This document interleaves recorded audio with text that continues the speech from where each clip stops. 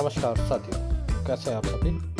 उम्मीद करता हूँ आप सभी ठीक होंगे और मस्त होंगे। साथियों, मैं हूँ आपका दोस्त ओम प्रकाश। एक बार फिर से स्वागत है मेरे YouTube चैनल प्रकाश ब्लॉग रेडी में। इस समय मैं हूँ दिल्ली के आनंद विहार बस अड्डे पर। आज मैं आपको लेकर चलता हूँ नेपाल की यात्रा पर। दोस्तों, मेरी यह पहली नेपाल यात्रा है। यह उन तीर्थ यात्रियों, पर्यटकों और व्यापारियों के लिए भी एक लोकप्रिय जगह है जो नेपाल के पवित्र स्थलों, दर्शनीय स्थानों और बाज़ारों की यात्रा करना चाहते हैं।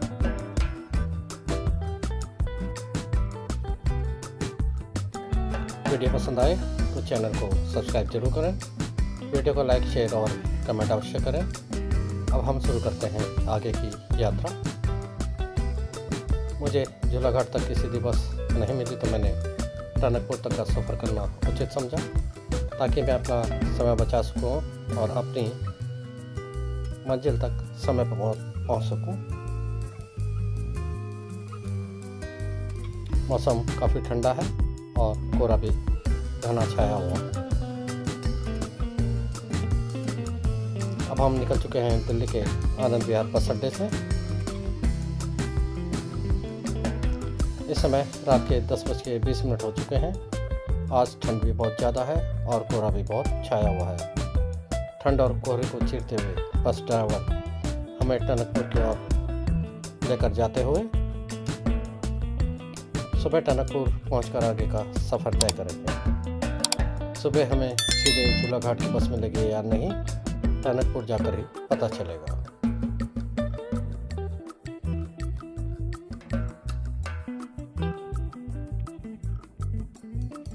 इस समय रात के 11:08 हो चुके हैं। मैं इस समय ब्रज घाट से लगभग 3 किलोमीटर पहले बाबूगढ़ में हूँ। बस एक ढाबे पर रुकी। यहाँ पर मैंने और अन्य बस यात्रियों ने रात्रि का भोजन का लुत्फ उठाया।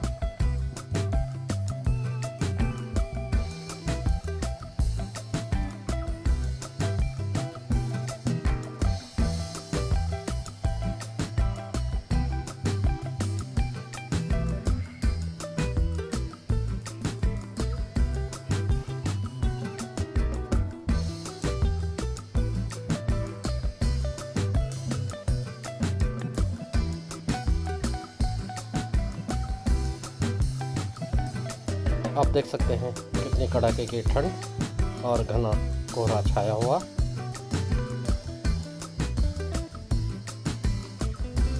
अब हम निकल चुके हैं बाबूगढ़ से। बाहर कुछ भी दिखाई नहीं दे रहा। मैं दाद देता हूँ बस ड्राइवर की, जो कड़ाके की ठंड और ज़बरदस्त कोहरे को चीरते हुए बस को हमारी मंजिल तक लेकर जाते हुए। मैं पहुंच चुका हूँ टनकपुर। अब हम यहाँ से आगे की यात्रा शुरू करेंगे। अब यहाँ से शुरू होंगे हिमालय के गोद में बसे कई सुंदर शहर, जहाँ के सुंदर नज़ारे आपको रोमांचित करेंगे, जो मैं आगे इस वीडियो में दिखाने वाला हूँ। यहाँ से आप सीधा झूलाघाट या फिर पिथौरागढ़ के लिए रोडवेज की बसें ले सकते हैं या फिर प्राइवेट टैक्सी लेकर भी आगे की यात्रा कर सकते हैं।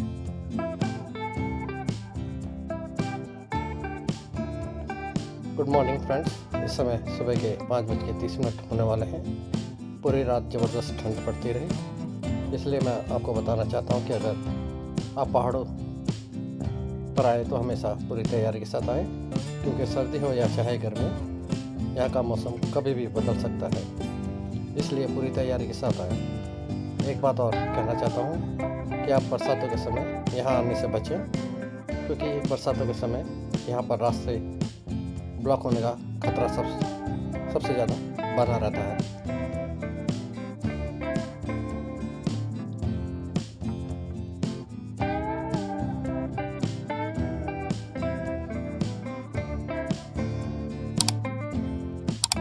साथियों, अब आप देखेंगे चंपावत के सुंदर नज़ारे।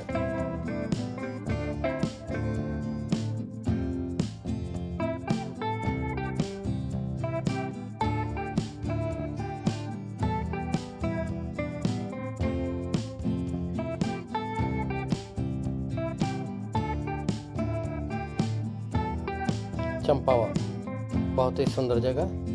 साथियों, क्या आपको पता है कि चंपावत का नाम गिनीज बुक वर्ल्ड रिकॉर्ड में किस वजह से शामिल है?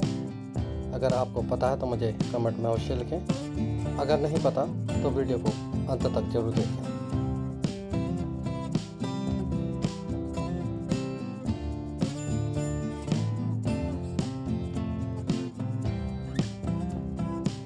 जितना सुंदर शहर उतनी ही दर्द भरी यहाँ की दास्तां भी रही है। साथियों, क्या आपने कभी डेविल ऑफ चंपावत के बारे में सुना है?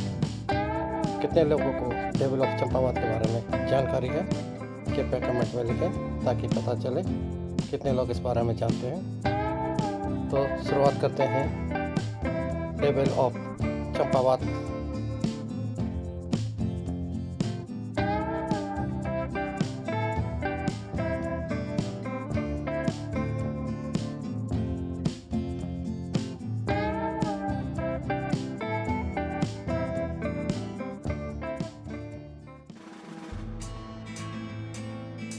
डेविल ऑफ चंपावत की कहानी की शुरुआत होती है उत्तराखंड के पड़ोसी देश नेपाल से। वर्ष 1907 के आसपास, जब नेपाल की सरकार को एक आदमखोर बाघ को मारने के लिए अपनी आर्मी को जिम्मेवारी सौंपनी पड़ी थी।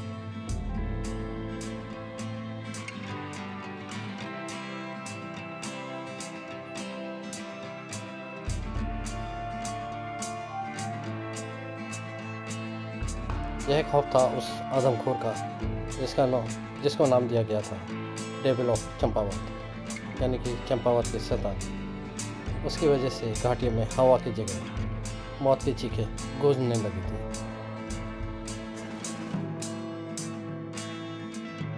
खूबसूरत पहाड़ों की पगडंडियों पर अब मिलने लगे थे खून के धब्बे जो जंगलों में ख़त्म होते थे। इंसानी मांस के बिखरे टुकड़ों को बीच चंपावत की राक्षसी या चंपावत के आदमखोर, उसके कई नाम थे। उसके आतंक की शुरुआत वर्ष 19 के आसपास हुई थी। उससे नेपाल और कुमा के इलाकों में इतनी दहशत फैलाई थी कि लोग रात को दूर दिन में भी अपने घरों से बाहर निकलना बंद कर दिया था। चंपावत की शैतान के नाम से प्रसिद्ध हो चुकी बाघिन कई लोगों को अपना निशाना बना चुकी थी। उसको देखने वाला कभी जिंदा नहीं बचता था, ऐसा कहा जाता है।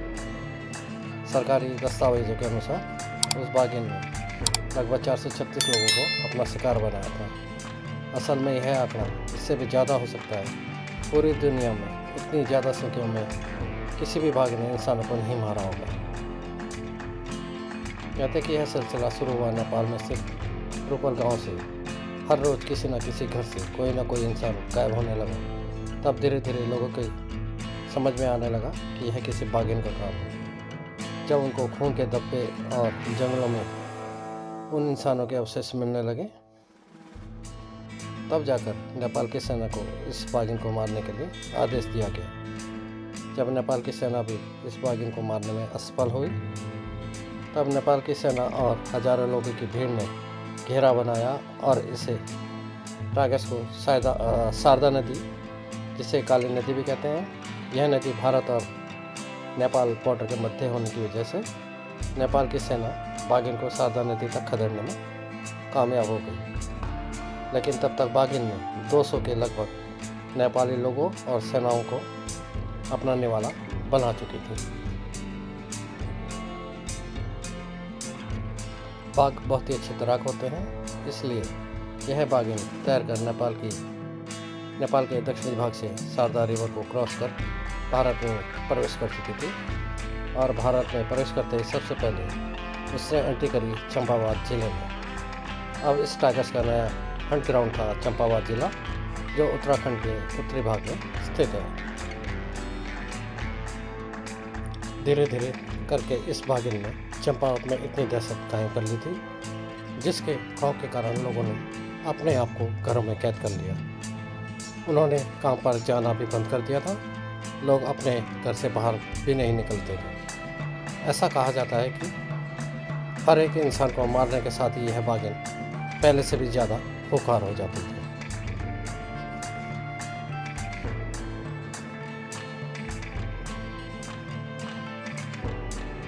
अब बाघिन रात के अंधेरे की बजाय दिन दहाड़े इंसानों को शिकार करने लगी थी। नैनीताल में उस समय डिप्टी कमिश्नर थे चार्ल्स बर्थर्ड, जिन्होंने बहुत सारे शिकारी को इस बाघिन को मारने के लिए भेजा, लेकिन सभी असफल रहे।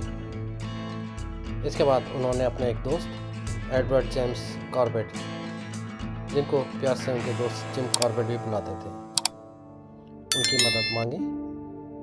जिम कॉर्बेट ने इससे पहले किसी बाघ का शिकार नहीं किया था, लेकिन वह जंगल और जंगली जानवरों के बर्ताव के बारे में बखूबी जानते थे। जिम कॉर्बेट ने इस बाघिन को मारने का फैसला लिया।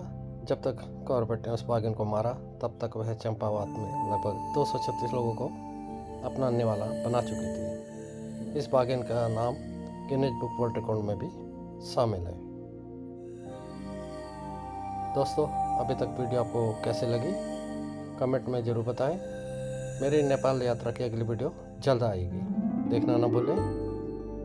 एक बार फिर से मैं अपने दर्शकों को धन्यवाद करता हूँ। जो पहली बार मेरी वीडियो देख रहे हैं, उनका भी धन्यवाद। उम्मीद करता हूँ कि वे चैनल को सब्सक्राइब, वीडियो को लाइक, कमेंट और शेयर अवश्य करेंगे।